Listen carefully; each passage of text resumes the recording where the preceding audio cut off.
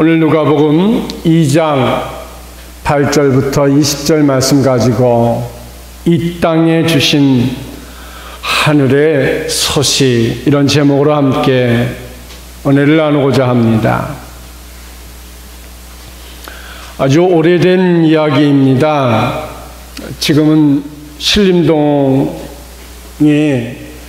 다 재개발이 되어서 예전의 달동네 흔적을 찾아볼 수는 없습니다. 한 30년 전만 하더라도 신림동 달동네는 철거민들이 모여서 사는 아주 가난한 동네 중에 가난한 동네였습니다. 그 지역에서 목회를 하시는 어느 목사님이 이 달동네에서 혈혈단신으로 혼자 사시면서 남의 집에 팔출부로 허드렛 일을 하고 있는 할머니 교인집에 신방을 하게 되었습니다. 이 할머니 집이 너무 가난해서 아궁이에 연탄도 제대로 놓지 못한 냉방에서 전기장판만 의지하고 벽에 도배지도 낡아서 다 떨어져 있는 참으로 궁색하고 가난한 그런 할머니 집에 신방을 갔습니다. 신방 예배를 이제 끝마치자 할머니는 목사님이 오셨다고 대접을 한다고 부엌으로 나갔습니다. 목사님은 너무 불쌍하고 안타까워서 무엇이라도 도움이 될 수 있을까 하고 벽에 이것저것 보다가 그만 목사님이 깜짝 놀라는 일을 경험하게 되었습니다. 그건 다름이 아니라 벽에 자기야 수표 한 장이 붙어 있었던 것입니다. 근데 목사님은 순간 가짜려니 생각하고 그냥 무심히 가까이 가서 자세히 들여보는 순간에 더욱 크게 놀랐던 것은 그 자기야 수표가 첫째는 진짜였고 두 번째는 거기에 기록되어 있는 액수에 또 놀랐던 것입니다. 그 액수는 당시 집 한 채를 사고도 남을 만한 큰 액수가 그 속에 적혀 있었던 것이었습니다. 그 돈을 은행에 맡기면 그 이자만으로도 이 할머니가 평생을 넉넉하게 살 수 있을 만큼의 큰 돈이었던 것입니다.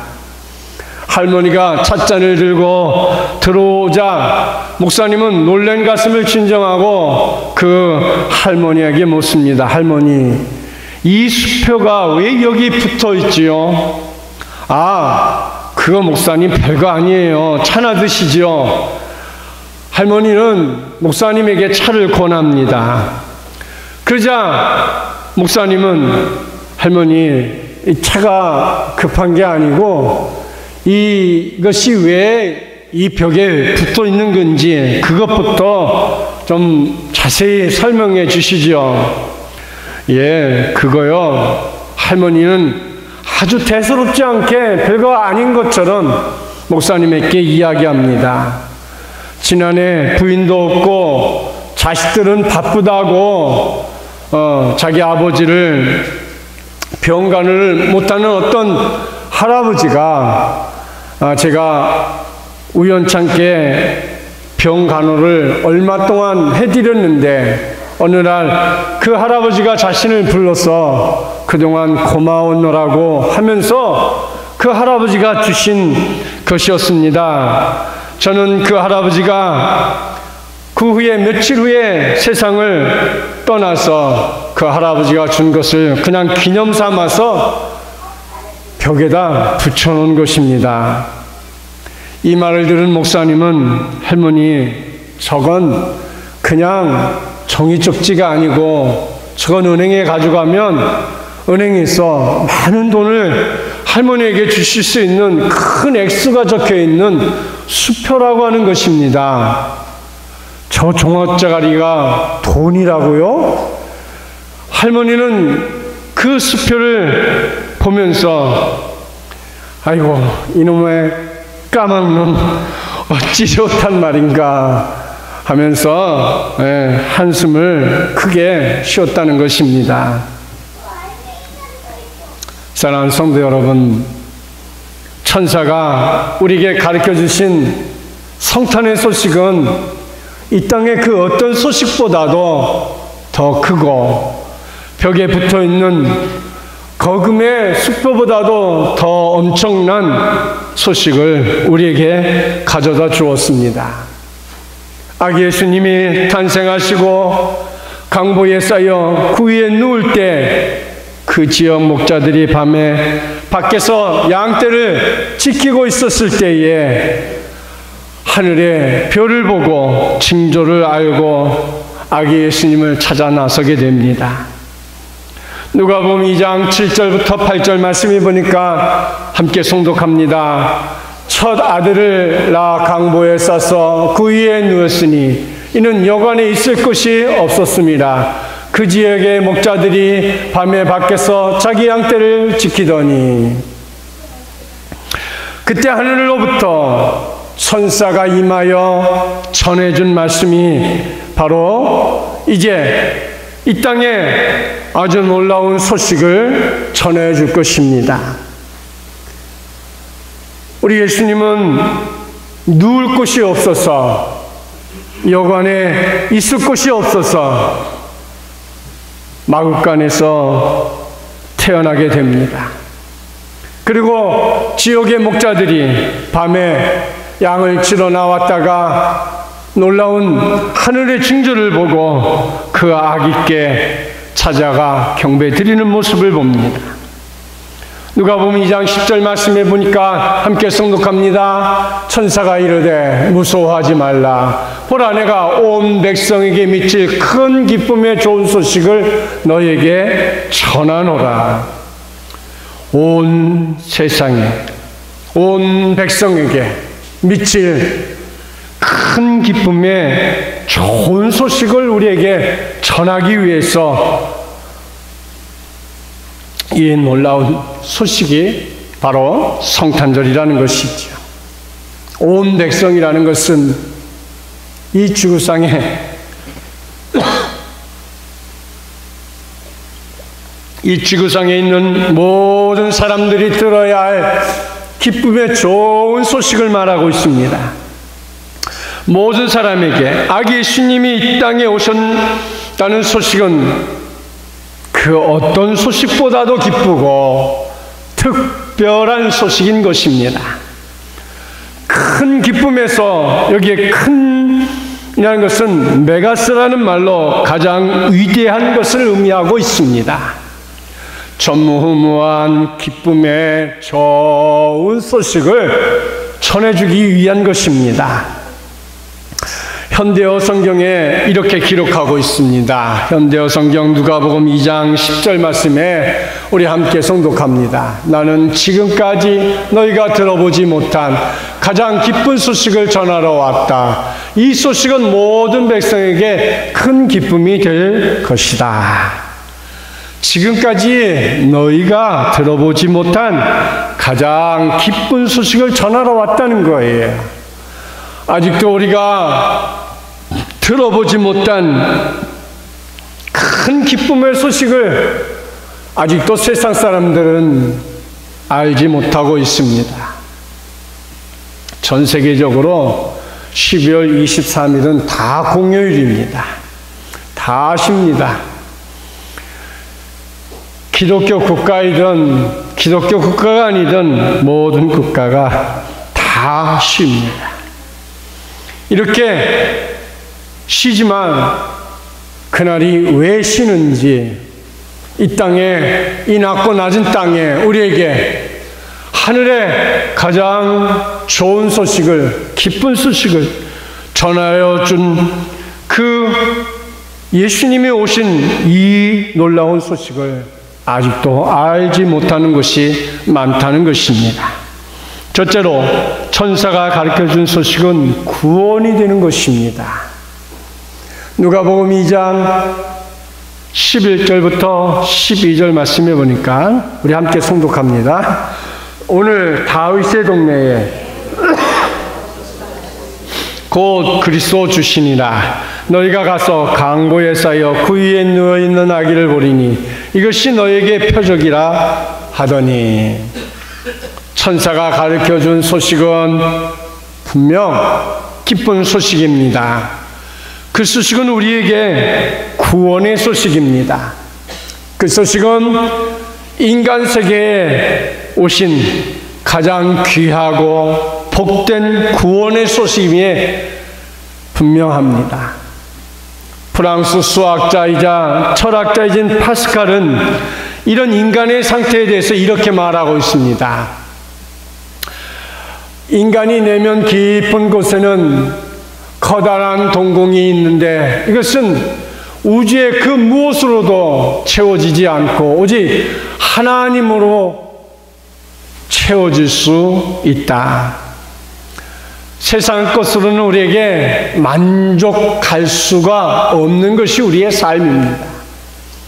사랑하는 성도 여러분 잠시 한번 생각해 보시길 바랍니다. 나는 무엇만 채워지면 이 세상에서 만족할까? 우리는 돈이 좀 없는 사람 편에 속하죠? 저만 그렇죠? 여러분은 다 돈이 넉넉하시죠?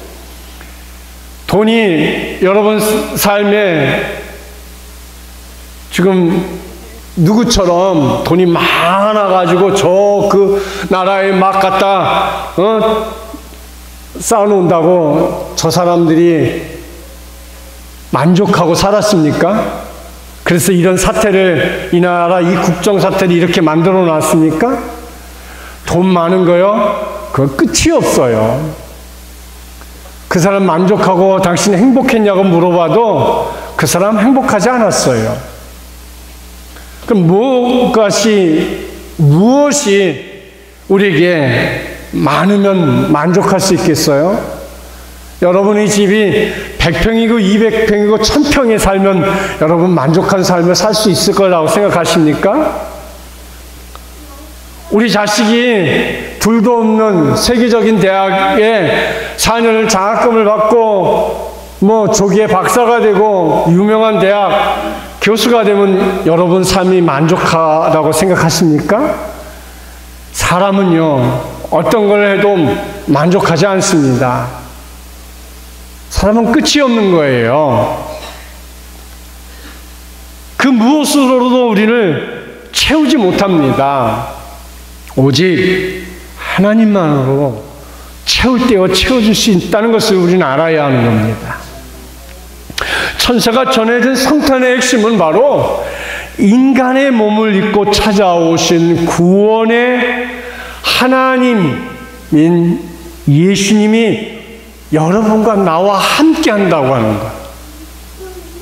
성탄의 참된 의미는 마음을 열고 우리를 찾아오신 예수님을 맞아들이는 그 맞아들이는 데서 성탄의 참된 의미가 있는 거예요. 하나님 품 안에서 누리는 꽉 찬 평화와 생명, 그것이 바로 성탄의 의미이며 은혜인 것입니다.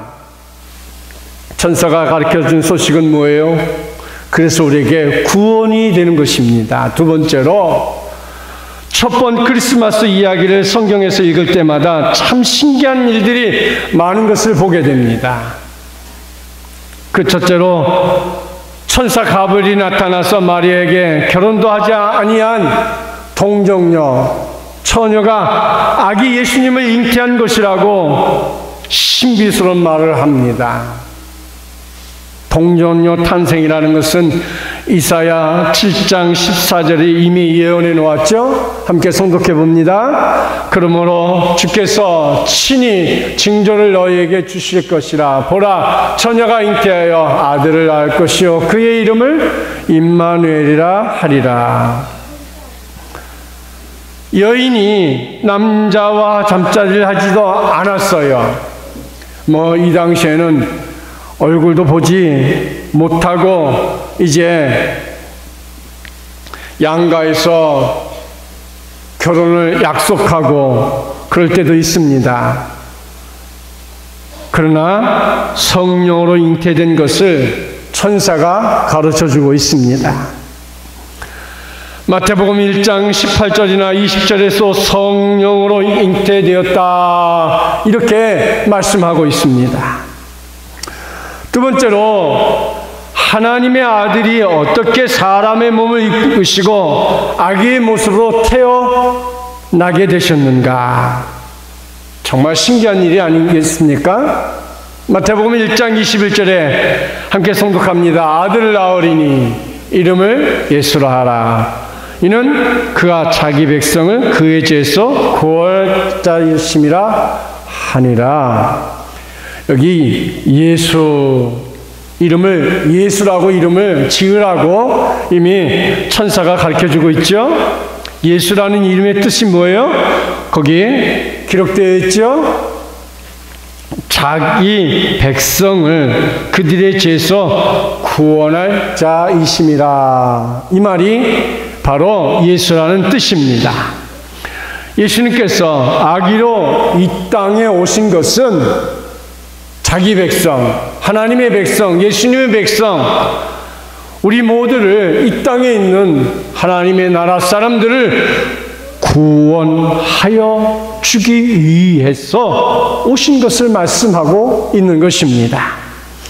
그 범위는 세상에 있는 모든 사람들을 구원하시겠다는 것입니다. 그래서 요한복음 3장 16절 말씀에 이렇게 기록하고 있죠. 함께 성독합니다. 하나님이 세상을 이처럼 사랑하사 독생자를 주셨으니 이는 그를 믿는 자마다 멸망치 않고 영생을 얻게 하려 하심이라.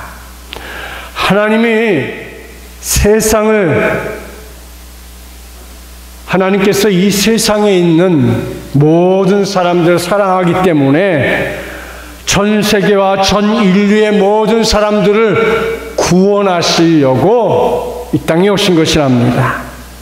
마태복음 2장 6절에서 이렇게 말씀합니다. 성독합니다. 또 유대 땅 베들레헴아 너는 유대 고을 중에 가장 작지 아니하도다. 내게서 한 다스리는 자가 나와서 내 백성 이스라엘 목자가 되리라 하였습니다. 유대 땅 베들레헴아 너는 유대 고을 중에 작지 아니하도다. 여러분 베들레헴이 참 작은 동네입니다. 사실은 여러분 성지순례 우리가 앞으로 계획하고 가보시면 참 베들레헴 작은 동네예요. 그렇지만 작지 아니하도다라는 말은 무엇입니까? 베들레헴에서 예수님이 탄생했습니다. 베들레헴이라는 말 자체는 뭐예요? 떡집이라는 거예요. 예수님이 왜 떡일까? 우리에게 생명의 떡으로 오신 분이죠. 구원의 떡으로 오신 분이죠. 근데 왜 작지 아니하냐? 그 예수님이 인류를 구원하고 우리를 구원해 주실 오신 분이기 때문에 가장 큰 분이시기 때문에 결코 베들레헴은 작지 않다 이렇게 말씀하시는 거예요. 한 다스리는 자가 나와서 내 백성 이스라엘 목자가 되리. 여러분과 우리 나아가 인류의 목자가 되실 분이 그곳에서 태어나시기 때문입니다. 작은 세 번째로 아기 예수님 탄생하시던 날 밤에 이상한 별이 나타났다는 것이 신기합니다. 마태복음 2장 9절부터 10절 말씀에 이렇게 선독합니다. 함께 선독합니다. 박사들이 왕의 말을 듣고 갈새 동방에서 보던 그 별이 문득 아기 있는 곳에 머물러서 있는지라. 그들이 별을 보고 매우 크게 기뻐하더라. 동방에서부터 보던 별이 그들을 인도하여 아기 예수를 찾게 합니다. 우리가 이 모습을 보면서 여러분 어떤 생각이 들어요? 시대가 그만큼 많이 달라진 것을 느끼죠? 그 당시에는 이것이 하나님께서 사람들에게, 박사들에게 예수님이 어디에 났는지를 보여주는 가장 첨단을 걷는 방법 중에 하나이겠지요. 아마 오늘날 고집사에게 얘기했다면 고집사는 아마 핸드폰 열어서 당장이라도 구글에 들어가든지 티맵을 들어가든지, 지난번에 우리 교회 여기 보고 왔다 그러니까 바로 핸드폰 열어서 확인을 하더라는 거예요. 그것이 바로 예전과 오늘날의 모습이 다르다는 것을 우리에게 가르쳐주고 있지 않습니까? 그들이 별을 보고 매우 크게 기뻐하고 기뻐했다 했습니다. 박사들은 별을 통해서 발견해낸 것은 오래전부터 예언해 왔던 불이라는 사실을 확인시켜주는 것입니다. 작은 네 번째로 아기 예수님 탄생하시던 날에 동방 박사들이 어떻게 알고 아기 예수님 탄생하신 베들레헴 마군간까지 와서 경배하고 귀한 열매, 귀한 예물, 귀한 것, 황금과 유황과 몰약을 이렇게 세 가지 선물을 드릴 수 있었을까? 마태복음 2장 11절에 보니까 집에 들어가 아기와 그의 어머니 마리아가 함께 있는 것을 보고 엎드려 아기께 경배하고 보배압을 열어 황금과 유황과 몰약을 예물로 드리니라, 이렇게 말했습니다. 동방박사들이 예수 그리스도의 사역성을 나타내는 뜻으로 황금과 유황과 몰약을 드렸습니다. 황금이라는 것은 크로소스, 유대인의 왕으로 나신 예수님의 왕권을 인정하는 예물입니다. 또 유황이라는 것은 리바노스, 예수님의 선지자 사역을 인정하는 그런 예물을 드린 것입니다. 또 몰약이라는 것은 스무르나라는 거로 시체를 썩지 않게 하는 방부제용으로 이제 사용하는 예물을 예수님께 드린 것이죠.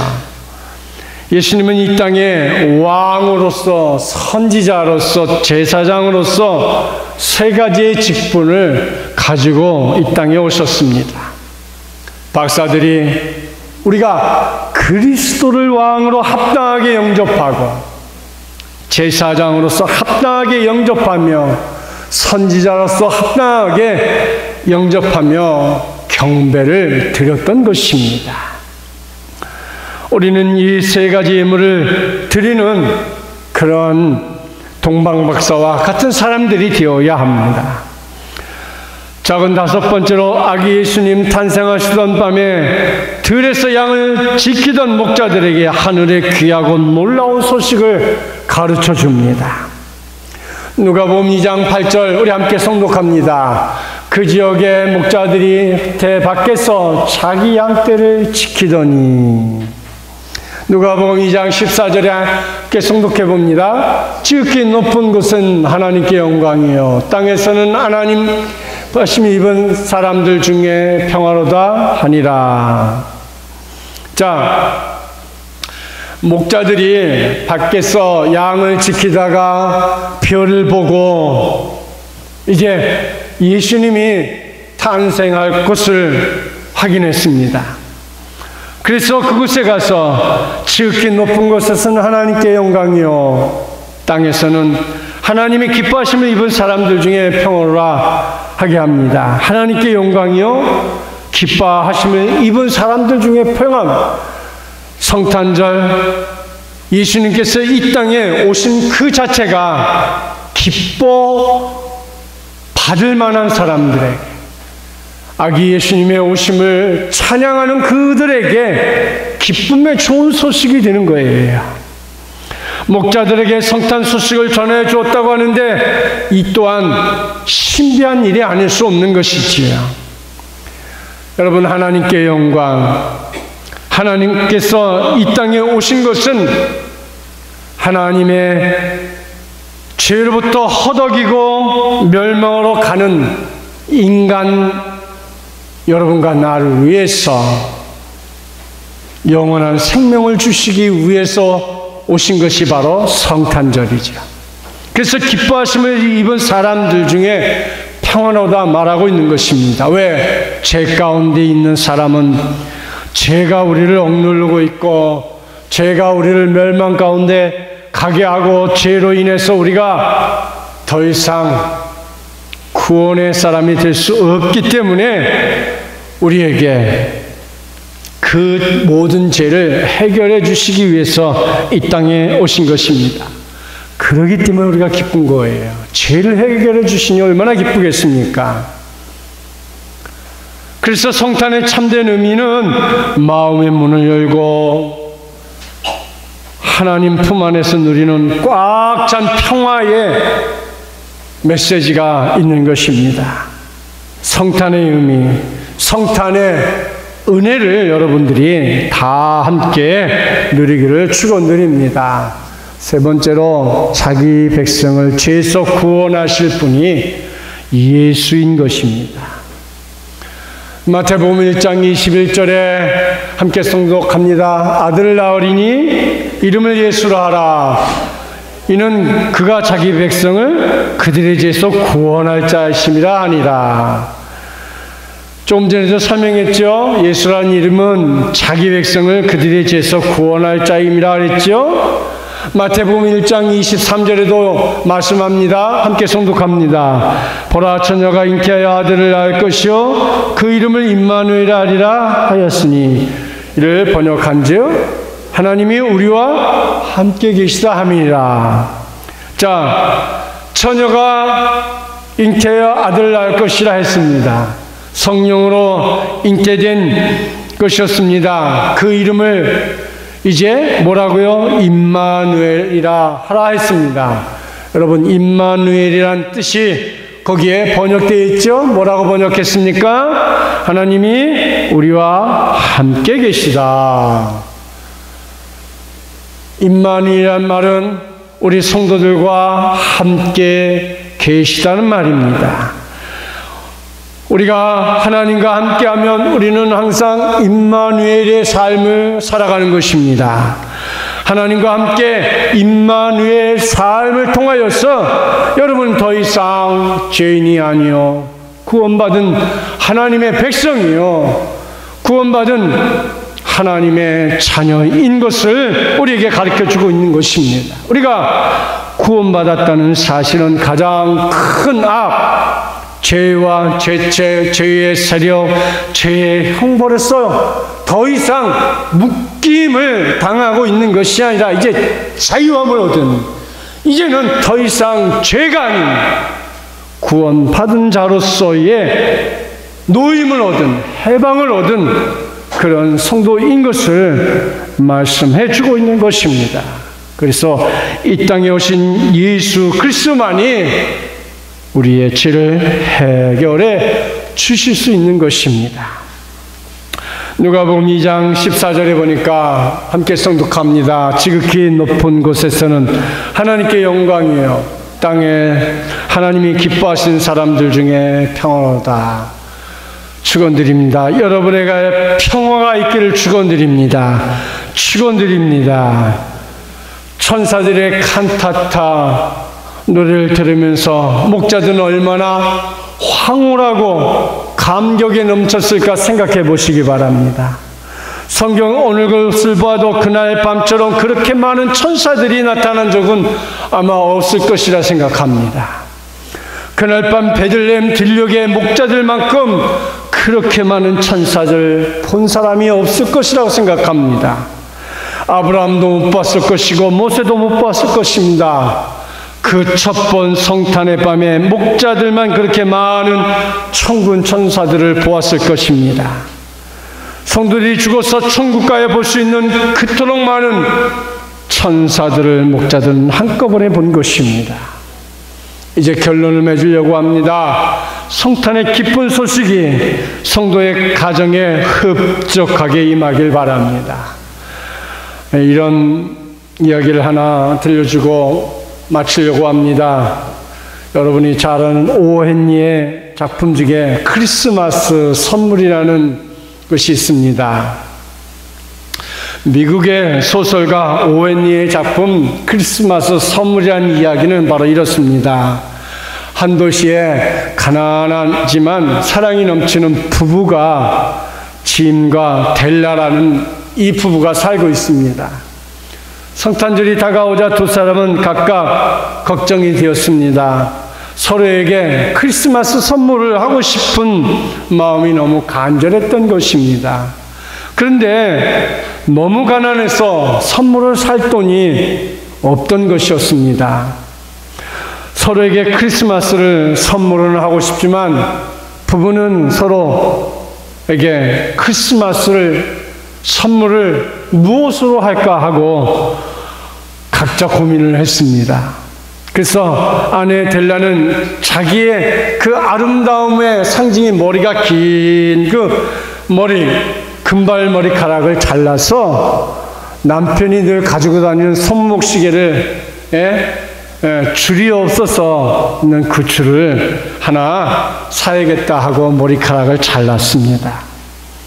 한편 남편 짐은 아내를 위해서 선물을 살 돈이 없어서 궁리 끝에 자기의 손목 시계를 팔아서 아내의 그 아름다운 머리에 꽂을 예쁜 머리핀을 하나 선물로 샀습니다. 드디어 크리스마스 날이 되어서 두 사람은 각자 준비한 선물을 아내는 남편에게 선물을 주었습니다. 남편은 아내에게 머리핀을 선물로 주었으나 머리핀을 꽂을 금발머리가 없었던 것입니다. 또 아내는 아름다운 시계줄을 남편에게 선물해 주었습니다. 그러나 그 시계줄을 달 시계가 없었던 것입니다. 준비된 선물들은 쓸모가 없게 되었습니다. 그러나 두 사람은 서로 뜨겁게 진실한 사랑을 확인하면서 서로 부둥켜 안고 감격과 행복의 눈물을 흘렸습니다. 저는 이 모습이 바로 우리 사랑하는 성도들 가정의 모습이 사랑하는 남편과 아내의 모습이요, 또 부모와 자식의 모습이 되었으면 하는 그런 간절한 소망이 있습니다. 하나만 더 얘기하고 마치려고 합니다. 여러분 영화 좋아하십니까? 영화 메리 크리스마스라는 영화가 있어서 보았습니다. 정말 감동이 있는 영화요, 교훈이 있는 내용입니다. 이 내용의 스토리는 이렇습니다. 1914년 제1차 세계대전 중에 독일, 프랑스, 영국군이 서로 총을 겨누고 한참 전쟁을 합니다. 근데 이 전쟁 중에 이제 크리스마스 이브 날이 되었어요. 이브 날이 되어서 독일군 중에 이제 성악을 했던 사람이 이제 군대에 이제 부름을 받아서 나갔습니다.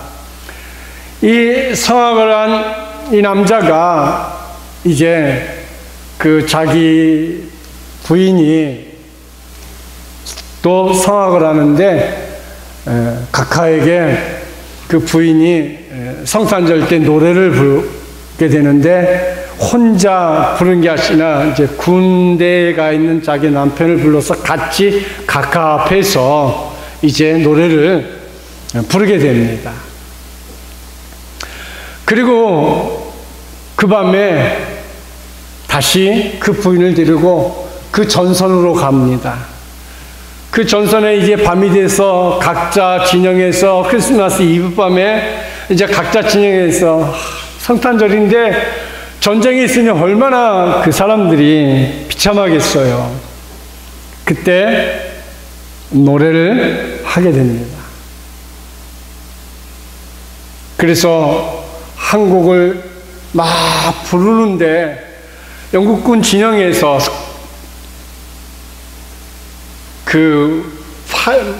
영꾼들이 이렇게 어깨에 메고 이렇게 길게 내서 이렇게 군 불면서 하는 그거 있죠. 그 악기를 잘 모르겠네요. 네? 갑자기 생각이 안 나요.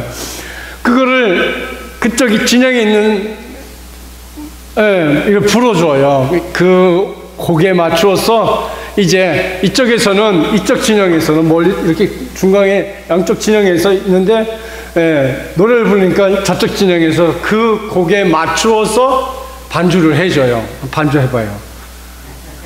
아니 그렇다는 거죠. 반주를 해줘요. 그러니까 그 곡이 끝나면서 그 성악가가 추리를 이렇게 이제 여러 군데 추리를 해놓은 거 그 하나를 가지고 그 다음 곡을 부르면서 지금 그 중앙으로 이렇게 노래를 부르면서 이렇게 막 나옵니다. 그러니까 그 소리가 바깥으로 나오니까 이제 양쪽 그 모든 진영에서 군인들이 이제 전부 다 뭔 일이냐 이렇게 전부 다 이렇게 나와가지고 결국은 각 진영의 지휘관들이 함께 모여서 우리 성탄절이니까 오늘 당장 우리가 총 들고 싸워서 이 전쟁이 끝날 것이 아니니까 우리가 전쟁 기간에는 휴전을 하고 같이 즐기자. 그래서 지휘관들이 합의하에 모든 진영에서 각자 자기가 가지고 있는 어떤 진영에서는 샴페인을 가지고 나오고 어떤 진영에서는 초콜릿을 가지고 나오고 먹을 것들을 가지고 나와서 같이 어울려서 막 지휘관들도 뭐 자기가 가지고 있는 지갑을 열어서 우리 부인 사진이라고 공개를 하고 우리 자식들이라고 공개를 하고 막 그러면서 이제 이 성탄절을 즐기는 내용이 바로 메리 크리스마스라는 그런 내용의 영화였습니다. 사랑하는 성도 여러분, 영화가 재미도 있고 의미도 있고 성탄의 의미의 위대함을 참 감동적으로 영화를 참 잘 그려놓았습니다. 그래서 성탄절에는 그들이 무엇까지 하냐면 각자 진영에서 죽은 적들을 이제 전부 다 발굴을 해서 각자 진영으로 다시 그 나라 진영으로 죽은 시신들을 성탄절날 이제 전부 다 보내서 이제 그 시신들을 고이 묻어주고 십자가를 세워주는 그런 모습을 영화 속에서 보면서 역시 성탄은 전쟁 한중간에서도 잠시 멈추고 이 땅에 오신 아기 예수님을 찬양하고 기뻐하고 즐거워할 수 있는 평화 중에 평화가 성탄의 의미라는 것을 다시 한번 영화를 통해서 상기했습니다. 금년 크리스마스는 사랑과 평화의 왕으로 오신 아기 예수님의 모습이 우리 성도들 가정에 그리고 우리의 부모와 또 부부와 자식과 형제들 사이에 하나님의 평화와 사랑의 은총으로 충만히 채워지는 성스럽고 복된 크리스마스가 되기를 예수 그리스도의 이름으로 축원드립니다.